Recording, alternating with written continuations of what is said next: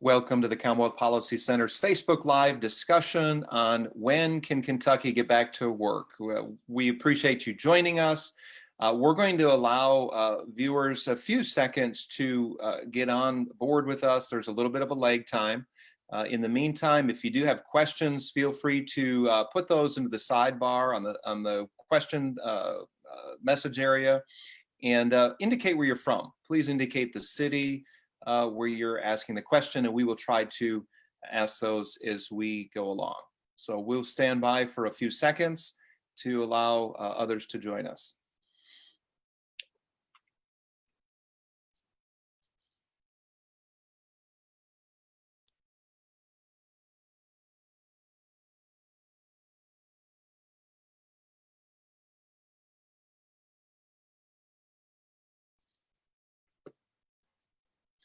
Welcome to the Commonwealth Policy Center's Facebook Live discussion, asking the question, when can Kentucky get back to work? That seems to be the question of the day as we see other states allowing certain businesses to open, and people are getting out and about, of course, still practicing various physical distancing guidelines. With me on this special presentation, we have on my screen, I'm seeing just next to me, Bob Scott. He is Commonwealth Policy's Director of Church Outreach. Welcome, Bob.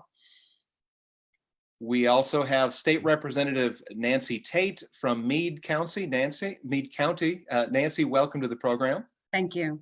All right, and also State Senator Robby Mills from Henderson. Robby, welcome. Hey, Richard, good morning.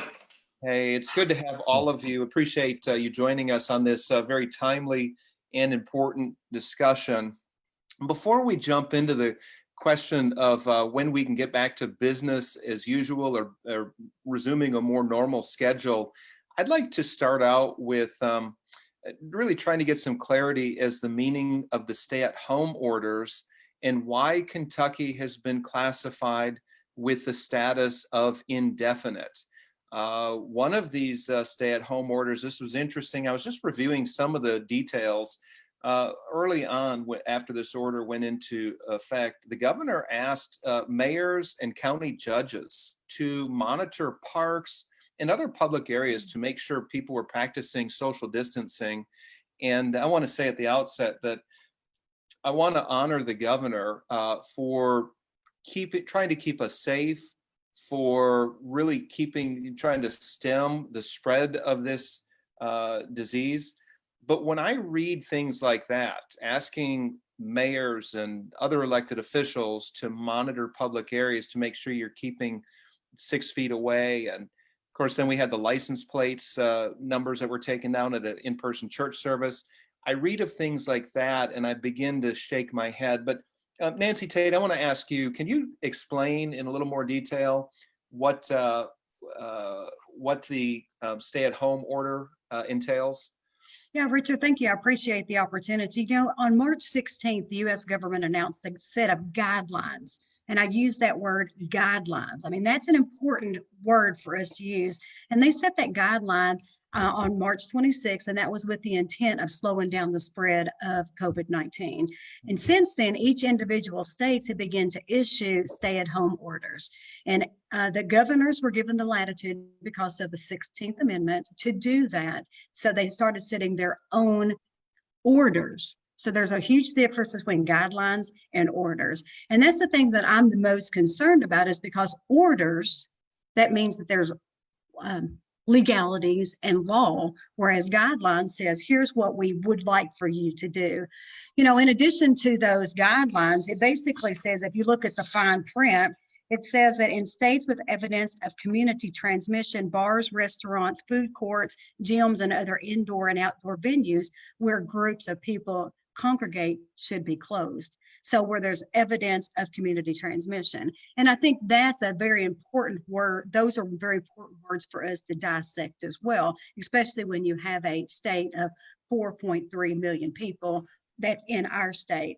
The other thing that I think is really important too is that,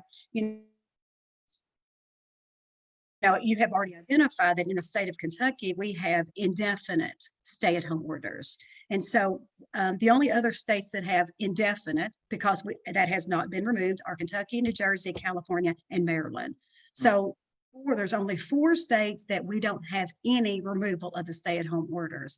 There's 5 states, Nebraska, Utah, South Carolina, South Dakota, and Arkansas, that never ever put a stay-at-home order in place. So, and you can see by the numbers that while Kentucky, we might have a little bit more population than some of those states, we're pretty consistent with the rest of them.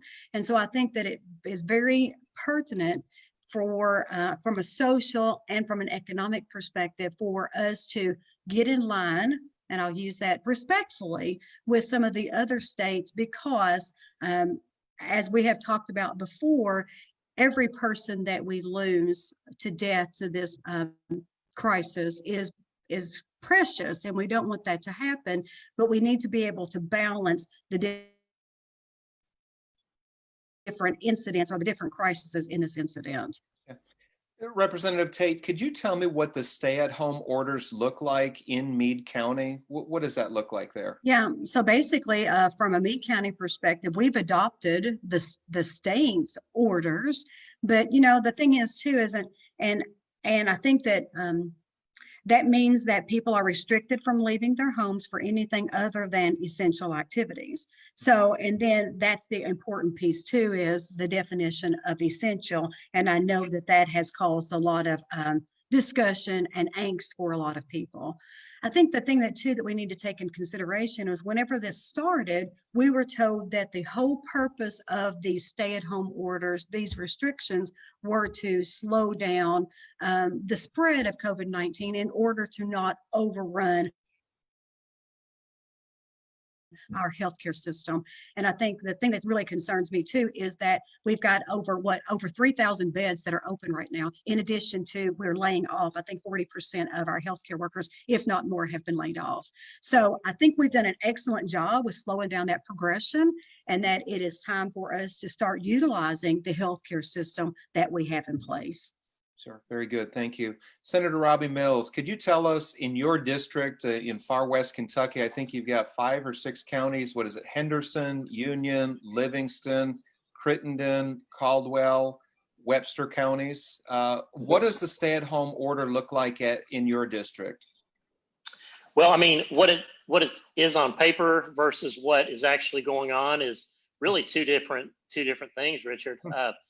We, in the last couple of weeks, I've noticed just a substantial uptick in traffic and people getting out and doing things.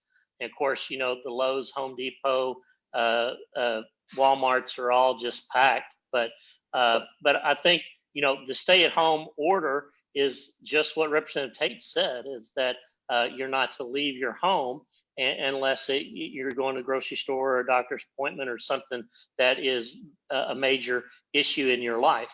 And, that is one of my concerns. Even though we start opening things up, we're on this slow march of Governor Beshear's to try to get things opened up.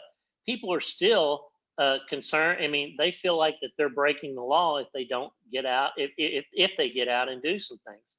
And, for a small business guy like myself, the biggest part of the economy is getting people out, doing things, and participating in life. And as long as we've got these orders in place, a substantial amount of our constituents and customers are convinced that they have to stay home.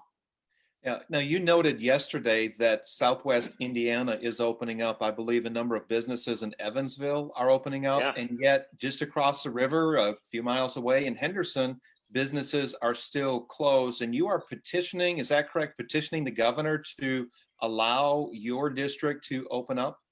Right. I made a post on Facebook yesterday, and the governor said on Sunday, he said when he ended his press conference, he said, "Look, if you're upset that your business isn't in phase 1 opening up, we want to work with you." So I just petitioned him on my Facebook page and said, "Look, folks in my district want to get back to work. I mean, we are literally 10 miles away from Evansville, Indiana, a metropolitan area of 200,000 people that, retail's back open, restaurants are back open, starting midweek, barbers and salons are back open. Major parts of the economy that 10 miles over in Henderson are closed. And specifically for restaurants, we had in Henderson, I don't know if you had never been to Henderson, we have a great little downtown area, and we had 4 or 5 really neat restaurants in the last year that had opened up that were doing well. And now they're just sitting there out of business and truthfully will struggle to get back up and get going again. And 10 miles away in Indiana, they're going at it and trying to get back on their feet. And for our area, Northwest Kentucky, it just does not seem fair to those small business owners that have participated willingly in this shutdown. We hadn't had any riots. We hadn't had anything. They understand that everybody were kind of working together to dampen the virus and the transmission of it. But, at some point it's time to get back to work and try to save your livelihood. And I think we crossed that line about 2 weeks ago, and now we're really kind of in a desperate time, in my opinion. Senator Mills, I'm in a similar situation here in Southwest Kentucky. I'm in Trigg County. So this is Cadiz is our county seat. Hopkinsville is 15 minutes from me. And Tennessee opened up, most of its counties opened up to business on Friday. And many people from this area are traveling down to Clarksville, Tennessee to get their haircut, to do some shopping and other things, chiropractors, other things are open. I guess Kentucky's had theirs open for a little while anyway. But there's one of the things I'm sensing is some frustration. People are saying our states joining us, communities not very far from where we live, they're opening up. Why can't we? Senator Mills, are you seeing that frustration in your district as well? I am. I started kind of pushing back on the governor probably a month or so ago, and I can tell the uptick in balanced people on Facebook on some of my posts. I mean, they're starting to get more active, and I believe there is a frustration that is building. And I call it a slow walk. I mean, that's what the governor is laying out. I mean, he doesn't even have restaurants, posed for opening until June. Richard, that's a whole month away. And in small business land, a week or two is huge and could mean the difference between somebody being able to open up and not being able to open up. Yeah, thank you. Representative Tate, what are you hearing from your constituents in Meade County? Are you sensing the frustration increasing there? I am, of course. Of course, we have a Corden, Indiana, right across the river from us, as well as whenever you go into Jefferson County, the Louisville area, we've got the New Albany's and the Jeffersonville, Indiana's right across the river too.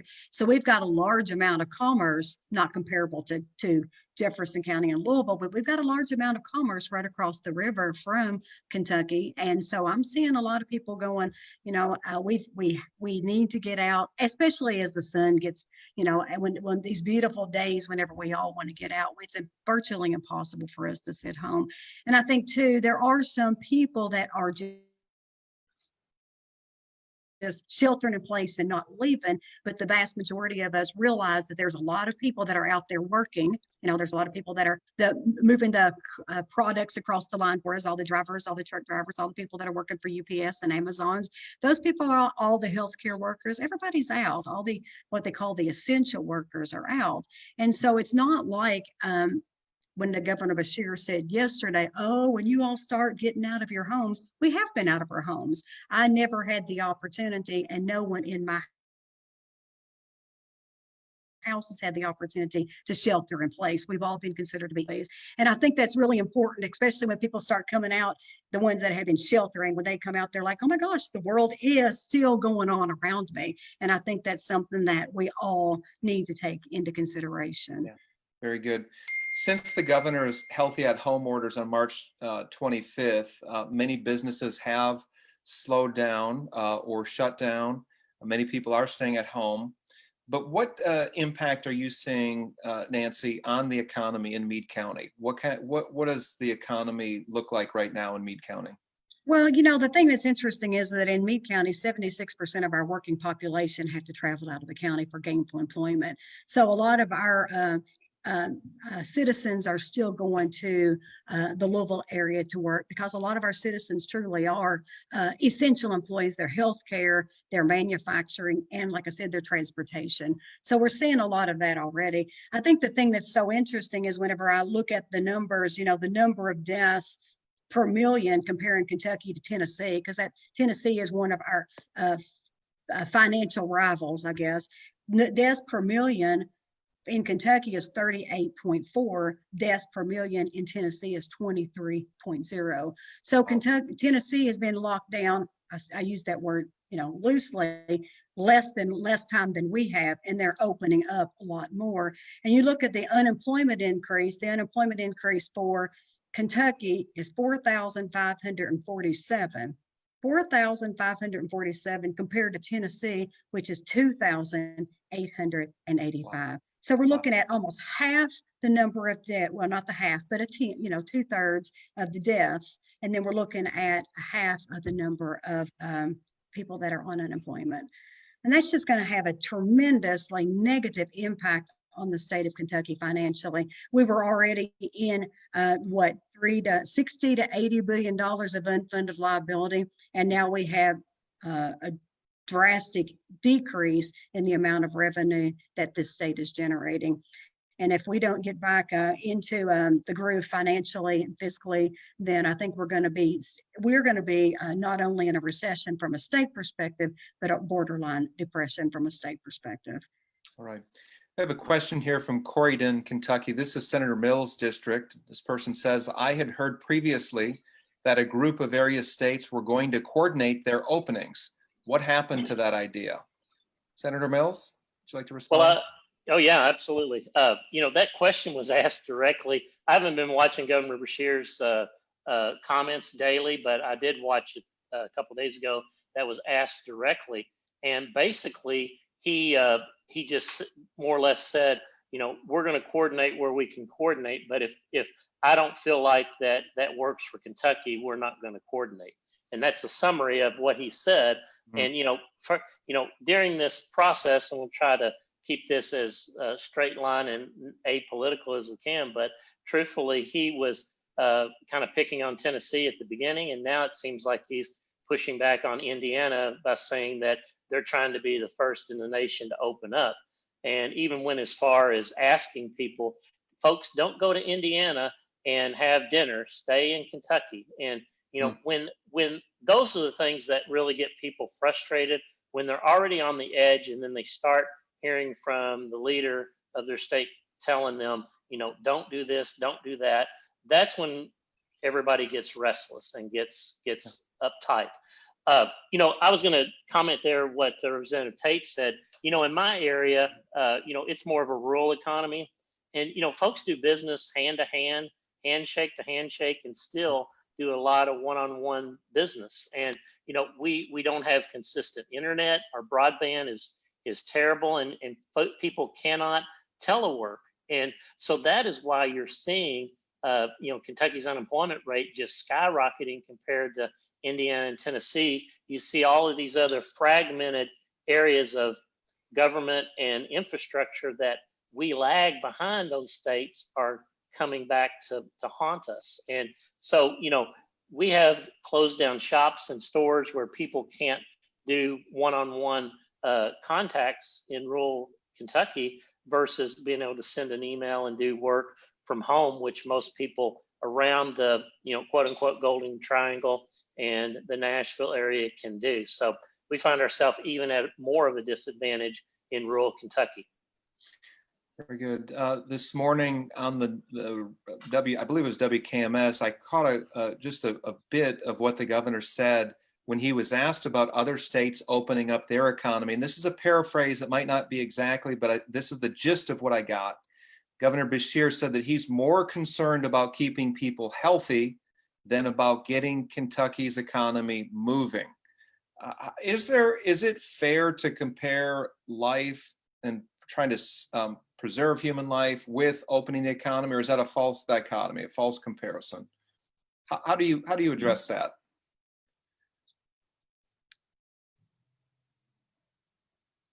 I've seen the pendulum swing so far to one side, protecting life and doing everything we can, which is very important.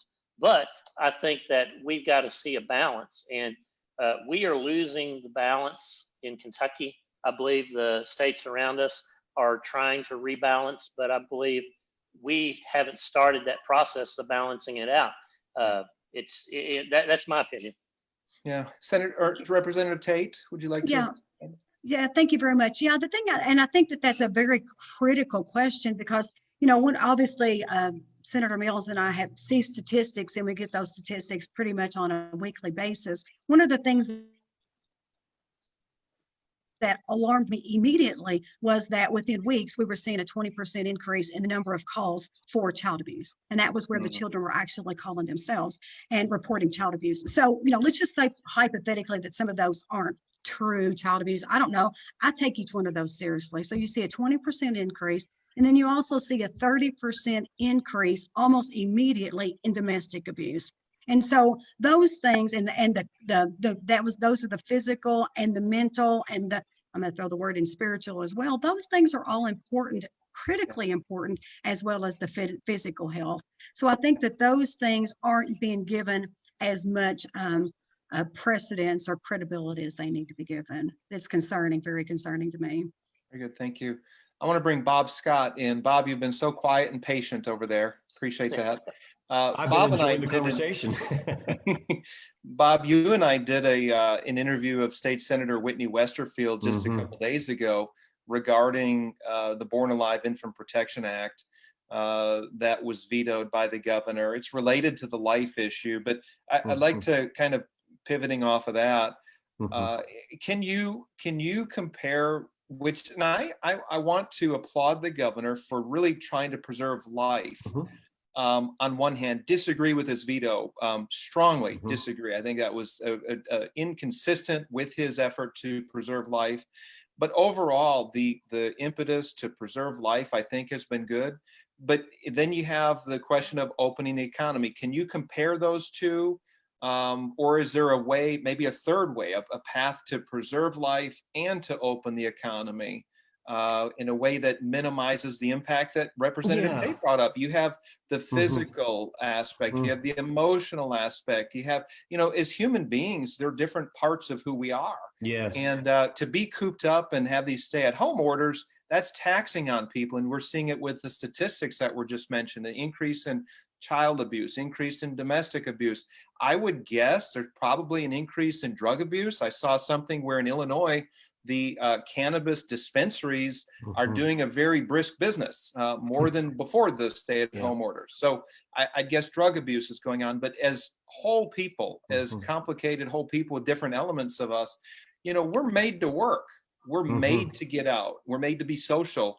And I'm wondering, Bob, if there is maybe a middle path to slowing the pandemic with getting onto the regular life as we knew it before. Well, yeah, and we are body, soul, and spirit. And as we've been going through this process, it's a learning process for everybody because none of us have been through this before. And again, I agree with what you said about the governor, and we've been in full support of the early mitigation, which was what the White House was calling for as well in the process. But one of the things I can point to, and there's been a lot more articles and hard facts and evidence, Richard, that's coming out as we're walking through the process. I know that in Taiwan, and you're probably thinking, well, what's he bringing up Taiwan for? Well, it's a country of 24.5 million people. It sits just off the coast of China. And they did not, when this pandemic first hit, they quickly recognized it and did some things to shut down as far as access to their country from China, but they did not lock down the country any way, shape, fashion, or form. The schools remained open, businesses remained open, sporting events continued to happen. Now, what they did with the sporting events is they allowed those to happen, but they didn't allow fans to come to those events. So again, the whole idea of mitigation, they did the serial distancing, and they also, or I meant to say social distancing, and also require their population to wear masks. I'm not quite sure where I'm at on that yet, because I've seen a lot of discussion happening with regard to that, but they did do that. They did implement that. The amazing thing that's happened in Taiwan, again, with that population base of 24.5 million people, they have only had 429 cases total of COVID-19. And the amazing thing, and listen to this, there's only been 6 deaths. Wow. And through May 1st is when this article ran through that I was reading. They have not had any cases reported of COVID-19, and I believe it was 17 days, that's happened. So I guess if you're asking the question where I'm coming down on right now, we have got to get our economy back open, and I'm just going to say that as clearly and concisely as I possibly can. The longer we stay in this stream, I feel for all the reasons that the senator and the representative were talking about, I think it's putting us on a path that none of us want to face. And so I do feel that responsible actions need to take place. I'm coming from right now, I'm at my church, Simpsonville Baptist. Pastor Boyd was gracious enough to allow me to come in. And one of the things, and we've brought this up and we've talked about this many times before, Richard, this church back in the Spanish flu epidemic of 1917 actually closed for 4 months, to try to mitigate it. And again, they didn't have social media and telephones, but these were things that they actually did to try to stop it as they best understood it back then. And we know that there was a huge amount of Americans, you talk about it often, but 675,000 Americans died as a result, I think 50 million plus worldwide, Now, statistically, and again, I'm going back to that statistical aspect, we're not seeing the deaths, that are coming about. And again, any death is important, but statistically, we're just not seeing that, and most things that I'm reading are now putting it somewhere around 0.01% to 0.02%, happening. So I do feel the sooner the better that we get things rolling, the better off we're all going to be. Very good. Thank you. Senator Mills, based on the revised numbers and the projections, if you were governor right now, what would you do? And I'm just putting it out there for you, because you're advocating for Henderson's economy to be opened up. What would that look like if you were in the governor's seat and could make that decision? Well, probably would have started a couple of weeks ago with steps and small steps. But I think more than anything, the regional approach, because, Kentucky is a border state and we border a lot of other states. And I believe it's very important. And that's where most of our population is at. And I think that we should be operating in a regional approach.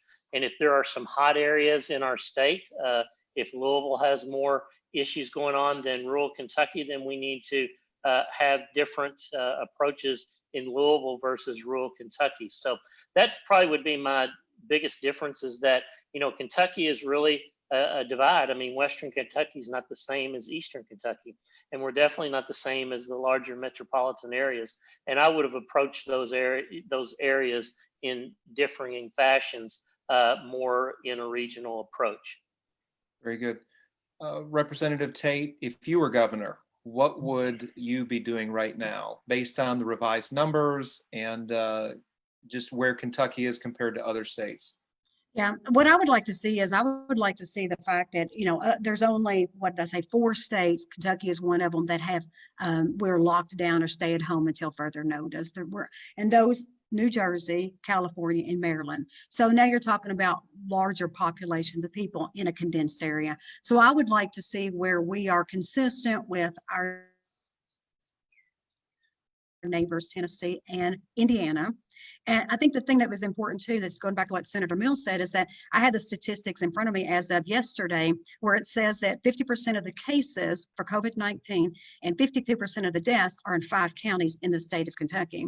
That's Jefferson, Warren, Kenton, Fayette, and Davies. So of course, those are our largest those had the largest populations in our state.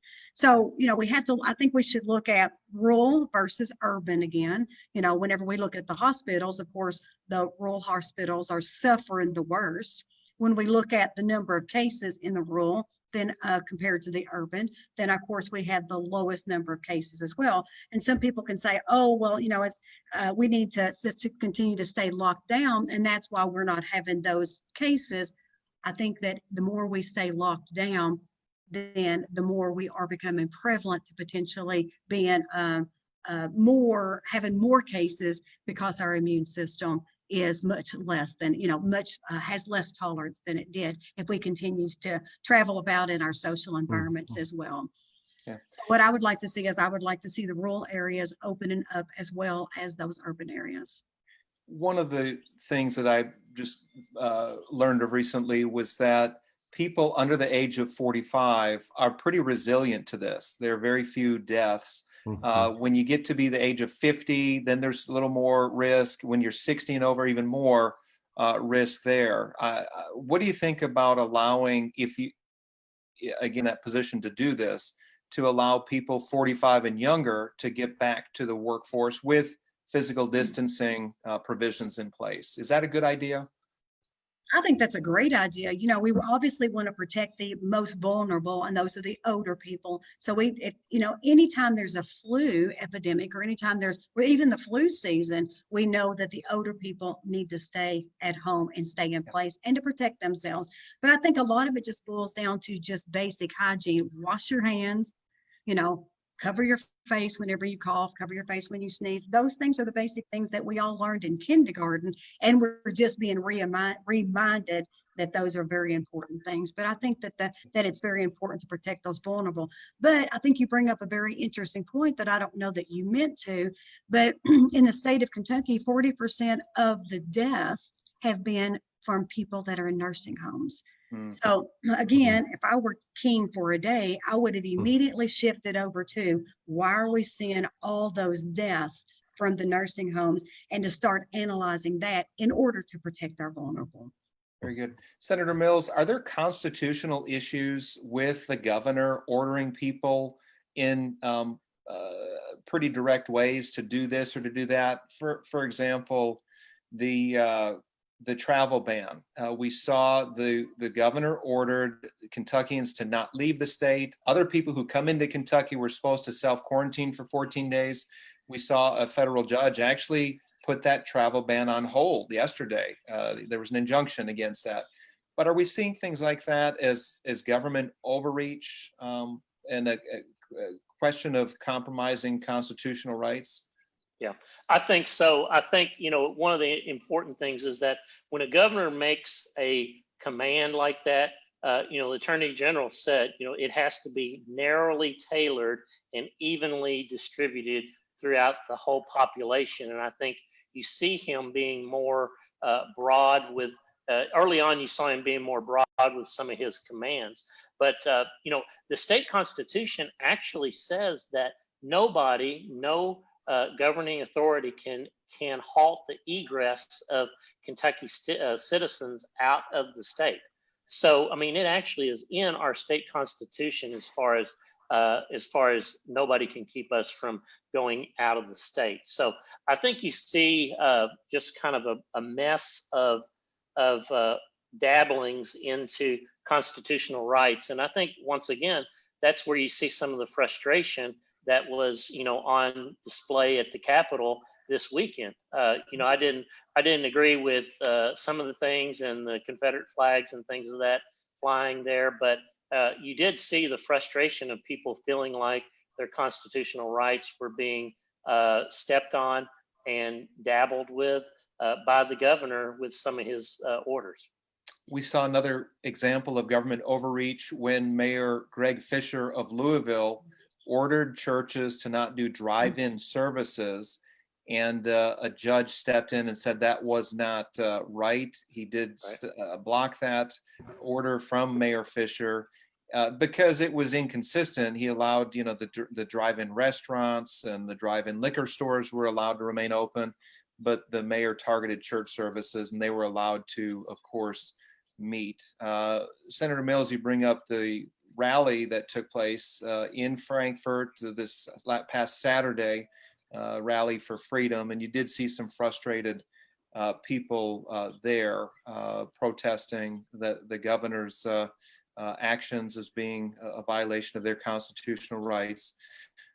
We do have we do have a question here from Bowling Green.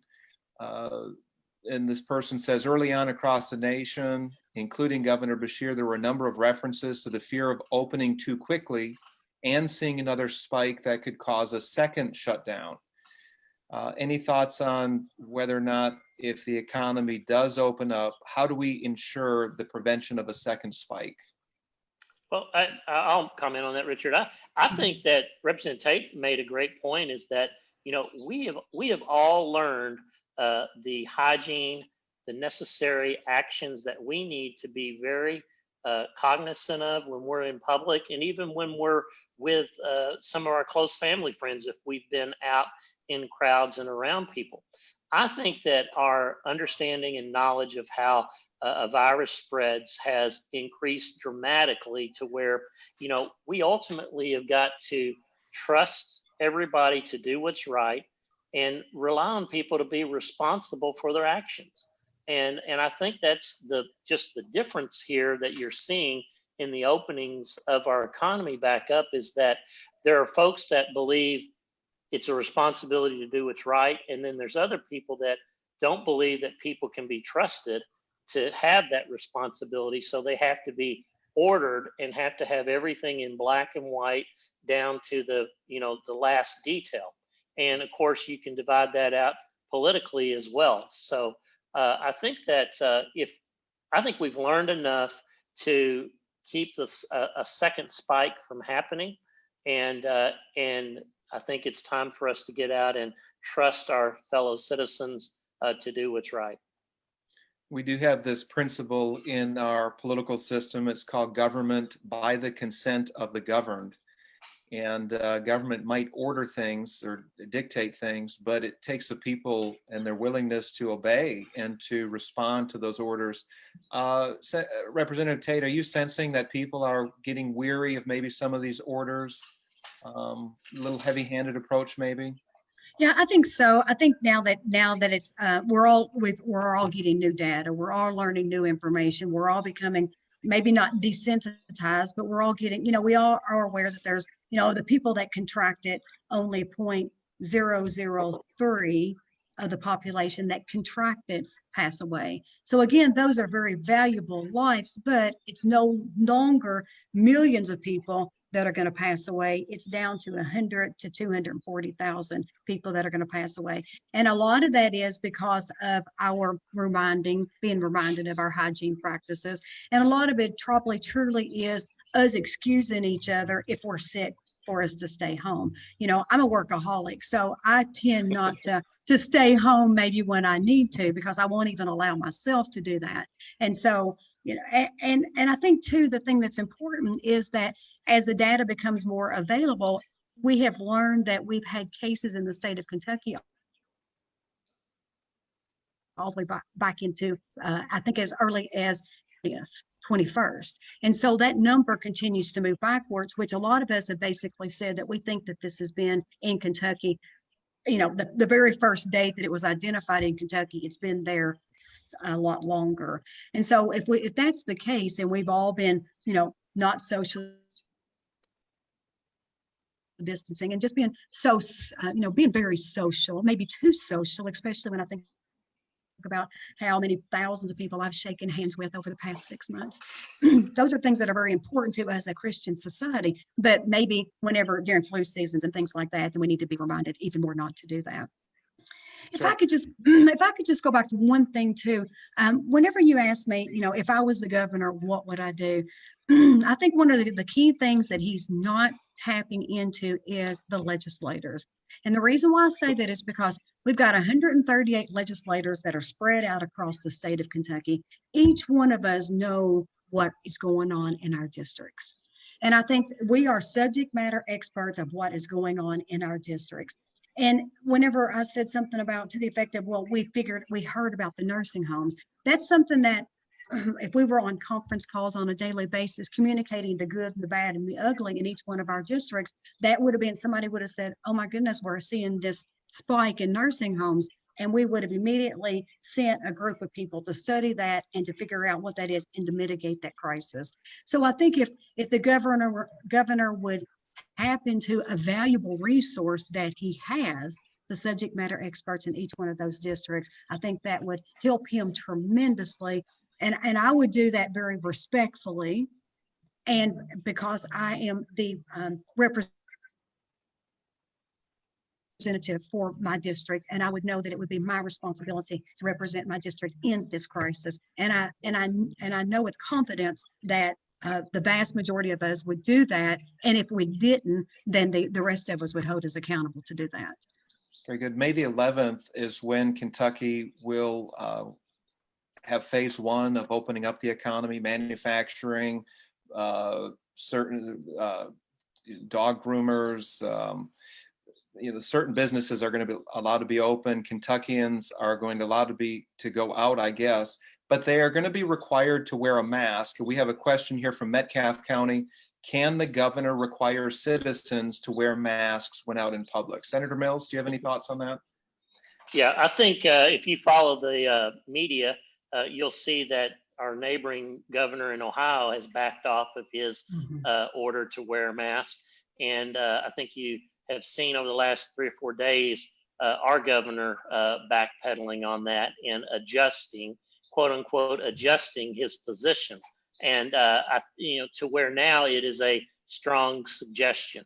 And there is just all kinds of information out there, whether masks are more of just a psychological thing than an actual physical barrier to keep the virus from spreading or from you getting it. So I do not think he can require it, but I do think that you'll see stores that are requiring masks, and it's really more psychological than it is actually stopping that spread of the virus.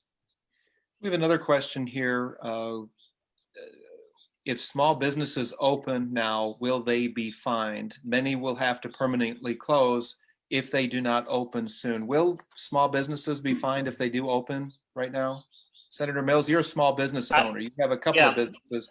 What would happen? I mean, right now there is, and I've heard this from my county judge, is that, the local governments are not in a position to enforce these orders, quote unquote orders. And so to my knowledge, there are not any, except for the situation where the governor has actually sent out state police to take down, license plate numbers and things of that nature. There is not any enforcement going on in our communities as far as if you're breaking an order to the T. And my suggestion personally to people one-on-one is that if you feel like that you're at a point to where if you don't get back open and you're going to go out of business and it's a life or death situation and you actually have customers, then you've got to make that decision on your own. But I know that my sheriff's departments in my areas aren't going out and checking people and looking into complaints. Now, I do know that the governor set up, kind of a tattletale line for people to call in, and I don't know what they're doing. Hopefully, they're just focusing on major violations that put people, multiple people's lives in jeopardy and aren't just out, harassing people more or less. So I would say it's up to them to decide how to move forward. And at some point, you just got to do what you got to do. Robby, have any legislators have any input on that? You call it a tattletale line, but have you had any input on that as far as whether that was a good policy or not a good policy? No, as a matter of fact, Representative Tate mentioned this. I have not been asked by the governor, and I've talked to several legislators as well. They have not reached out to legislators at all and asked our opinion of how to go about this. If we have the tagline, we're all in this together, hang tough, we're all in this together. Well, I think he should have been tapping into all of us to see how we should go about fighting this virus. And unfortunately, you find him with, 10 or 15 people around him making one size fits all type decisions for a very diverse state. Yeah, very good. Bob Scott, this number that the governor has set up to call in for violations, I want to get your input as a church outreach director. What when you have things like that, there are some churches that have been meeting in person, not in agreement with the governor's order. I mentioned already what Louisville Mayor Greg Fisher did, trying to ban the drive-in church services. But when you have this reporting of other Kentuckians, what does that do to the church community? Have you any feedback from pastors you've talked to, or any thoughts on that? We have been talking to pastors, a lot of pastors over the last month throughout the state, and there's grave concern about that. It's a tactic that I think definitely at the very least raises eyebrows from the standpoint of, I can't really say this, but you look at things that have happened in the history of mankind. It's just concerning, that would happen. And that seems to be the mutual feedback that we're hearing and I'm hearing. Let me put this out there too, to add to it. In the different phases of reopening Kentucky's economy, churches were not in phase one. Churches are in, I think, phase 3. May the 20th is the date that churches will be allowed to have in-person meetings. And are you sensing, what are you hearing from pastors regarding that? Great question, Richard. In fact, my pastor today, as I was coming in here preparing to do this, he was asking that question. He said, May 20th is the date, but he hasn't really heard anything or gotten any guidance other than the things that are out there right now that we know about, the social distancing aspect of it. And I know the governor is trying to come up, and his team trying to come up with information, but that's information that really needs to get out, because obviously that's going to involve preparation. And again, the communication from that standpoint needs to happen. And gee, how hard would it be? Here's a suggestion. Why doesn't the governor call for a conference? And we'd be happy to facilitate it. I know, Richard, where pastors from around the state would be happy to get on a conference call like we're doing right now, and with the governor in his office, and let's talk this out. Let's don't be dictatorial per se, but let's have a conference and see what we can do to put some plans or some feet to the talk, if you will. As it was just mentioned a few moments ago, if we are all in this together, that means we all must work together to come up with solutions in order to get back to normal. So very, very good point. We're going to wind this down. I do have one more question though. And what is it that Kentuckians can do right now to help get the economy opened up? Is there anything that they can do, whether it's contacting the governor or contacting their state legislator? What can they do? Representative Tate, I'd like to start with you. Yeah, so maybe this is just, maybe I'm passing the buck, but of course I've been getting like 200 and 300 phone calls, emails, every source of media that I have. I've been getting at least 200 to 300 contacts on a daily basis. Wow. And so what I'm doing is, obviously I'm being very vocal about that, but I'm also encouraging people to call our Attorney General and to call and to communicate with our governor, because the voice of the people is actually what drives our state. And it is very important for the people to voice their concerns. And I think, to the governor's credit, he has actually changed and adjusted because of the communication that he's receiving from the people. And I encourage people to continue to do that and to help him make our state even better. All right, thank you. Senator Mills, what can citizens in your district do to get the economy opened up in Kentucky? Well, I mean, I've received multiple messages, and that's why I started pushing back. Really our only avenue of pushing back on the governor and trying to open up the economy more is through social media. I mean, we are not conferred with by the governor and his advisors. So, that communication is really a public social media type outreach is what I've tried and started to do. I do encourage folks when they call and ask, I tell them to call the governor's office and voice their concerns. I do not know how much that helps, because there's a lot of noise, and sometimes the one email gets drowned out. But I will tell you this, that I do think that Representative Tate is exactly right, that pressure, the right kind of pressure that actually gets to the governor, has seen him change his opinion. I mean, the dentists got really active and the chiropractors got really active, and lo and behold, they're open, and that happened about a week and a half ago. And I've been encouraging my beauticians and barbers and all those folks to get active in their associations and try to lobby the executive branch to get things opened up. So I wish I had a better answer than that. You would think that information flowed better than it does, but unfortunately, Frankfurt is a partisan place, and if you're a Republican with a Democratic governor, there's not a lot of communication, and we are available for that communication if he deemed it necessary. Okay, very good. I can see, by the way, why you'd like to see the barbers and beauticians get opened up. You're in need of a haircut just as much as I am. Look at this beard. This is my protest beard and haircut.